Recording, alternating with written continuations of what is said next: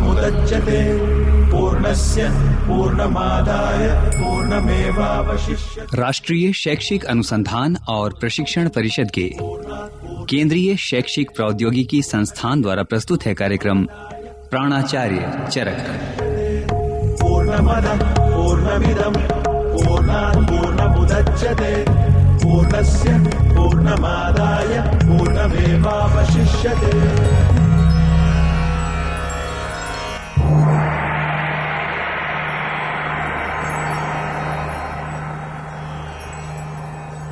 प्राचीन भारतीय चिकित्सा आयुर्वेद के 2 वर्ग हैं, शल्य चिकित्सा एवं काया चिकित्सा। भारत में अनेक महान आयुर्वेदाचार्य हुए हैं, जिनमें चरक का नाम सबसे ऊपर लिया जाता है। इनके जीवन परिचय के विषय में इतिहास लगभग मौन है। इनके परिचय के बारे में आज जो भी सूत्र मिलते हैं, वे इनके अनुयायियों द्वारा लिखे गए वर्णन पर ही आधारित हैं। उसी के आधार पर विद्वानों का मत है कि महर्षि चरक का जन्म कश्मीर में हुआ था।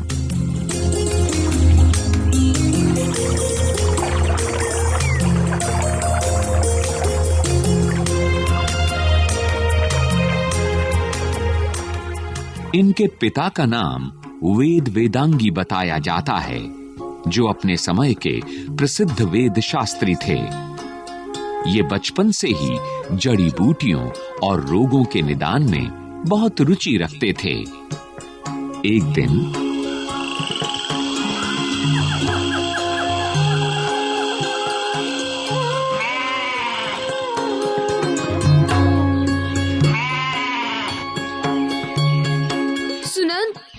देखो तो इस बकरी को, कब से में किए जा रही है।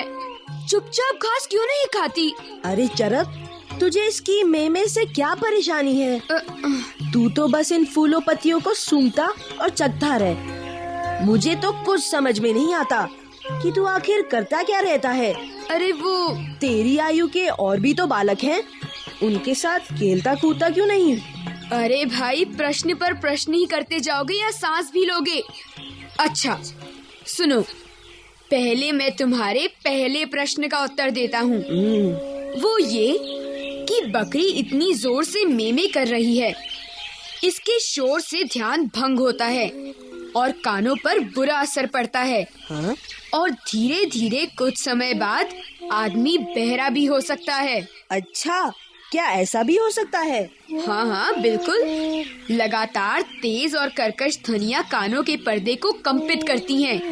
यदि आवाज बहुत तेज हो तो पर्दा फट भी सकता है। अच्छा,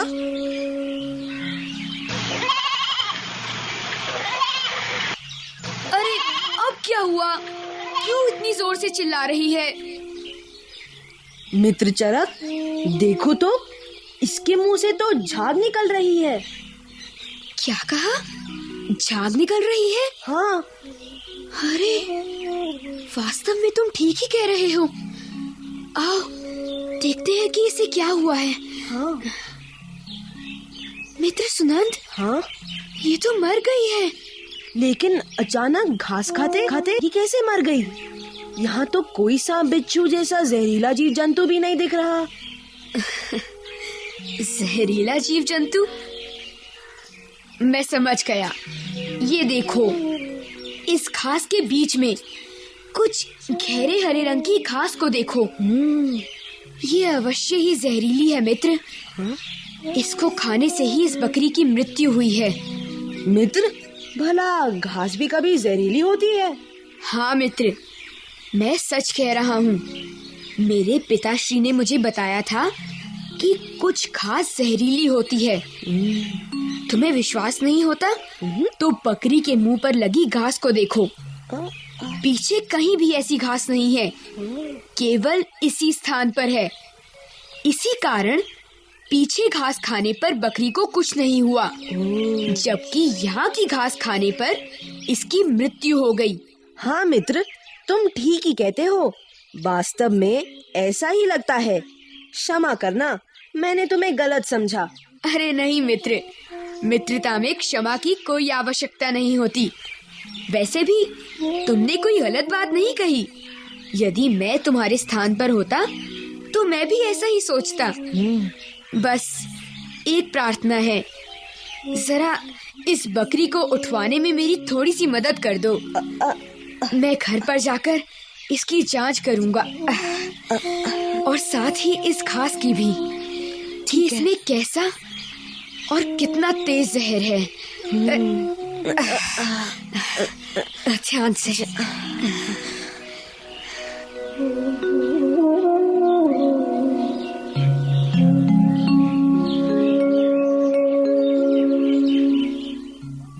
पिता की शिक्षा और स्वयं जानने सीखने की इच्छा के कारण ही चरक का ज्ञान बढ़ता गया।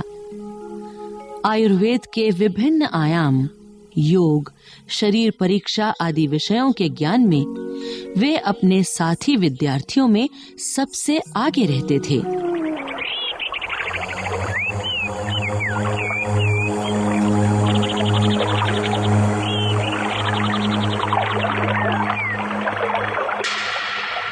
शिष्यों, आज आपके सामने फिर से एक मृत शरीर लाया गया है। इस व्यक्ति की मृत्यु अभी कुछ ही देर पहले हुई है। मैं तुम सबको मनुष्य के शरीर के सभी अंगों के विषय में अच्छी तरह सिखा चुका हूं।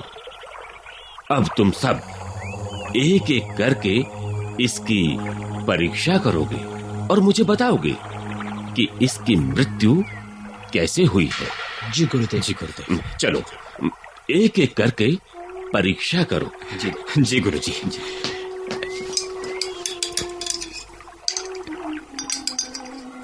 गुरुजी, इसकी मृत्यु तो स्वाभाविक रूप से हुई है। गलत। इसीलिए कहता हूं कि जब समझाता हूं तो ध्यान दिया करो। जी। जाओ अपने स्थान पर जाकर बैठो। जी जी। गुरुजी, शायद इसकी सांस की नली फट गई है और इसीलिए ये दम घुटने से मर गया है। हाँ, तुम कुछ थोड़ा सा ठीक कह रहे हो। जी। इसकी मृत्यु सांस घुटने से हुई प्रतीत होती है, किंतु तुमने जो कारण बताया वो ठीक नहीं है। चरक।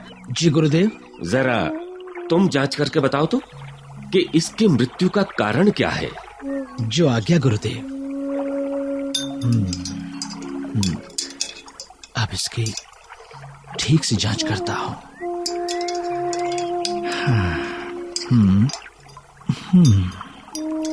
हाँ? हाँ? अरे ये तो जिंदा है। गुरुदेव। गुरुदेव, ये आदमी तो जिंदा है। क्या कह रहे हो चरक? हाँ। मरा हुआ आदमी भला जिंदा कैसे हो सकता है? ठीक से परीक्षा करो। मैं ठीक कह रहा हूँ गुरुदेव। ये आदमी 100% जिंदा है। क्योंकि इसके हृदय में अभी भी स्पंदन है। स्पंदन है? हाँ गुरुदेव, इसे अवश्य ही कोई सदमा लगा है अथवा हृदय के कोष्ठ बंद हो गए हैं। इस कारण इसकी सांस बंद हो गई और सबने सोच लिया कि यह मर गया है। किंतु गुरुदेव, इसे अभी भी ठीक किया जा सकता है। ठीक किया जा सकता है? वो कैसे? गुरुदेव, कुछ वर्ष पहले मुझे जहरीली घास की एक प्रजाति मिली थी। हाँ। मैंने उसके जहर पर कुछ अनुसंधान किया और एक दवा तैयार की है। अच्छा। उसके प्रयोग से रक्त संचार तेज होता है गुरुदेव, जिससे हृदय के बंद कोष्ठ भी खुल जाते हैं। क्या कह रहे हो? तुमने जहर से दवा बनाई है? जी गुरुदेव, किंतु अभी तक मैं उसका प्रयोग नहीं कर सका हूँ गुरुदेव। तो चरक, ऐसी बात है तो मैं तुम्हें उस दवा का प्रयोग करने की अनुमति देता हूँ। अच्छा। तुम इस आदमी पर अपनी दवा का प्रयोग कर सकते हो। वैसे भी हमारे लिए तो ये मर ही गया है।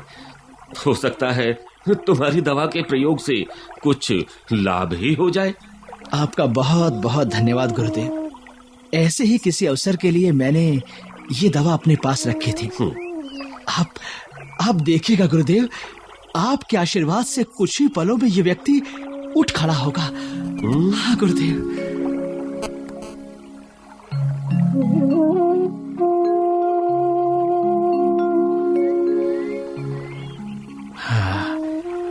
अब मैं अपनी दवा का इस पर प्रयोग करता हूँ। हाँ, बोतल खोलता हूँ। हाँ, हाँ,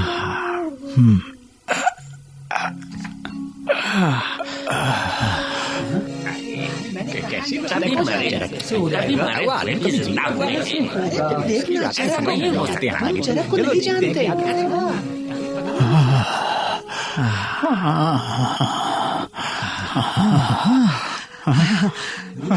ये होश में आ रहा है। ये ठीक हो जाएगा। हाँ, ये अवश्य ठीक हो जाएगा। घबराए मत। अरे ये तो उठ गया। नहीं भाई, जीवित हो गया। चरक ने अद्भुत कार्य किया है। अद्भुत। गुरुदेव, शिष्यों, शांत हो जाओ, शांत हो जाओ। आज हम सब ने वो देखा जिसे हम केवल कहानियों में सुनते आए थे। चरक, तुम तो विलक्षण हो। आज तुमने चमत्कार कर दिखाया है। एक मरे हुए आदमी को जिंदा कर देना चमत्कार ही तो है। इसमें मेरा कोई चमत्कार नहीं है। ये आदमी तो मरा ही नहीं था। क्या कह रहे हो? इसलिए इसे जिंदा करने का तो प्रश्न ही नहीं उठता।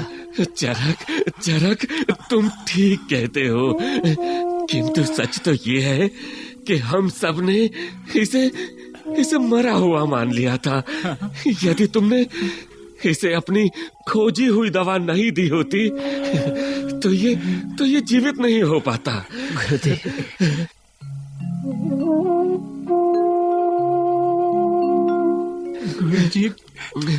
गुरुजी नमस्कार।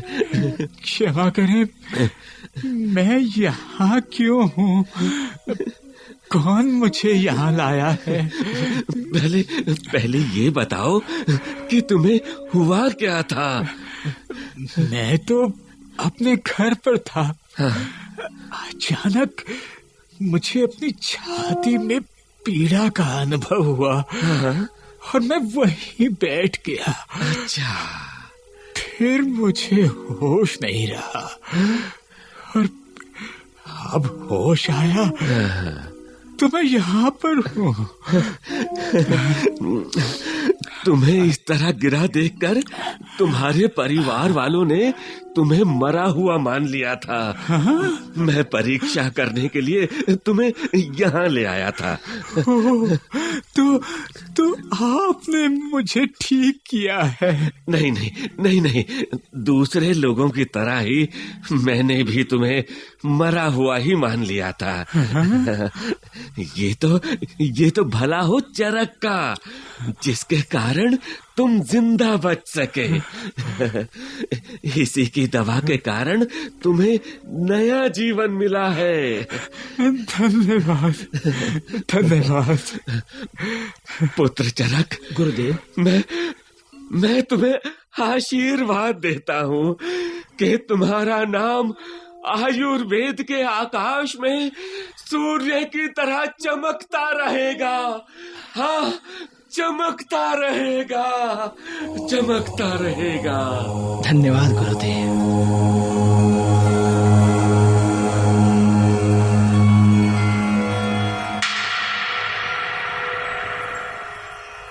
और वास्तव में गुरुजी का आशीर्वाद फलीभूत हुआ।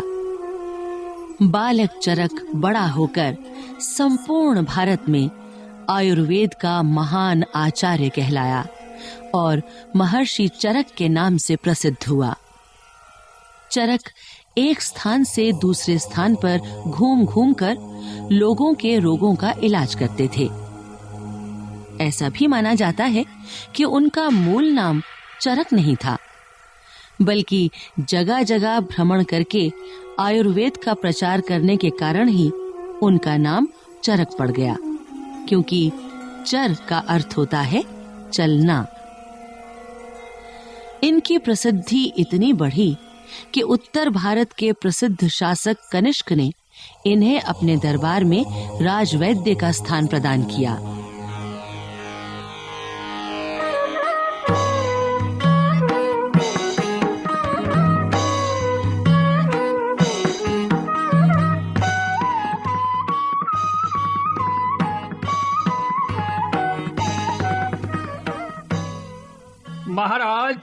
महर्षि चरक पधारे हैं।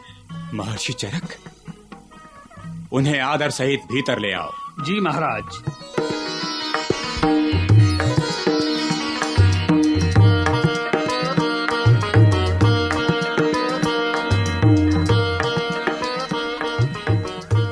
आइए महर्षि चरक, कनिष्क का प्रणाम स्वीकार।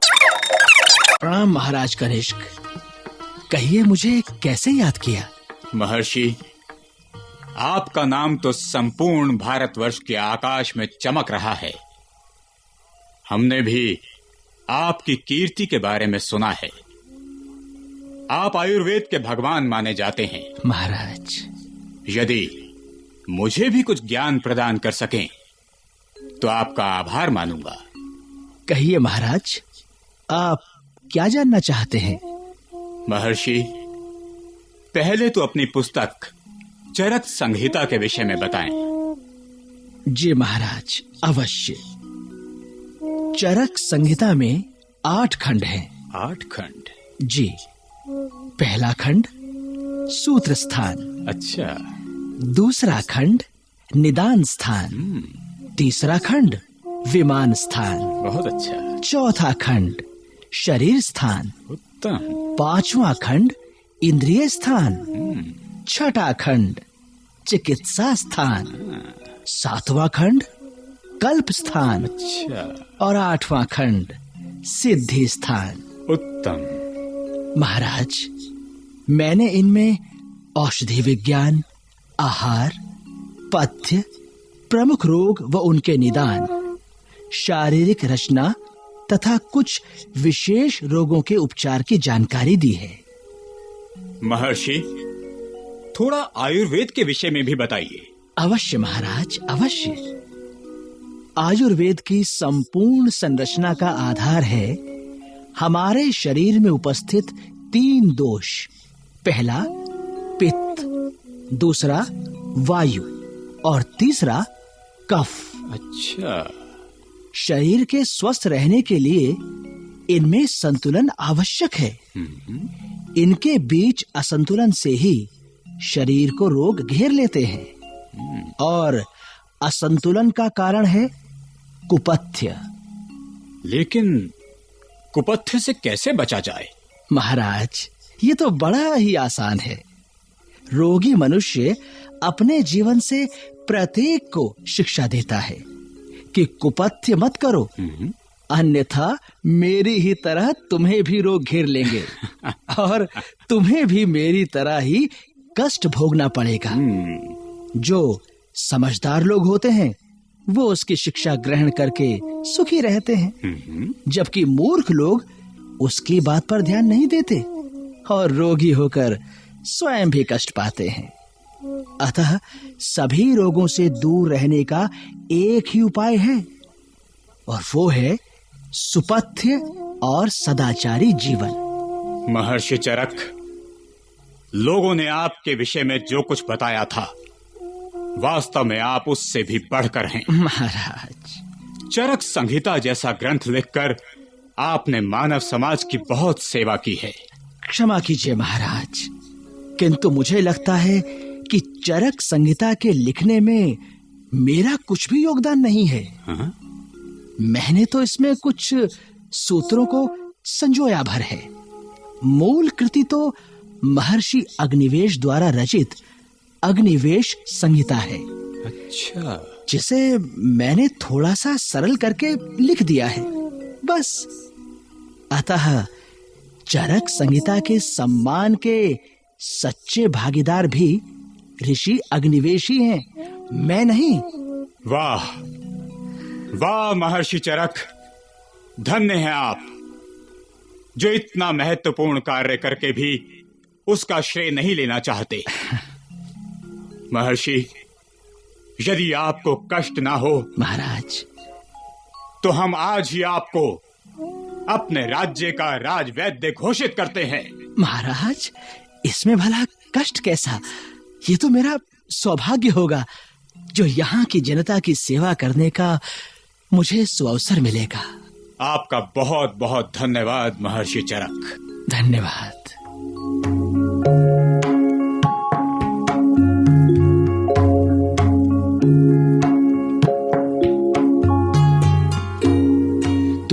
कैसे उदार थे महर्षि चरक। उनकी इसी विनयशीलता का परिणाम है कि आज उनका नाम और ग्रंथ चरक संहिता को संपूर्ण भारतवर्ष में आदर की दृष्टि से देखा जाता है।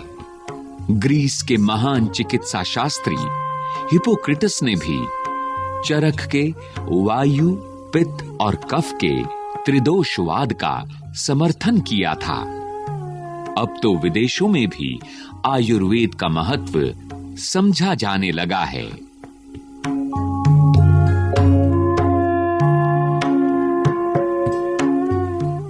प्राणाचार्य चरक। पूर्णमदः पूर्णमिदं पूर्णात् पूर्णमुदच्यते। अभी आप सुन रहे थे ये कार्यक्रम। शोध एवं विषय संयोजन डॉक्टर जितेंद्र सिंह, आलेख जय प्रकाश विलक्षण, कलाकार सुचित्रा गुप्ता, बाबला कोचर, सुनील लोहिया, प्रवीण शर्मा, राजेश आहूजा, आकाश और आशीष इलाहाबादी। ध्वन्यांकन अमिता भट्टी, निर्माण सहयोग दाऊ दयाल चतुर्वेदी तथा निर्माण एवं प्रस्तुति अजीत होरो। पूर्णमदः पूर्णमिदं पूर्णात् पूर्णमुदच्यते पूर्णस्य पूर्णमादाय पूर्णमेवावशिष्यते।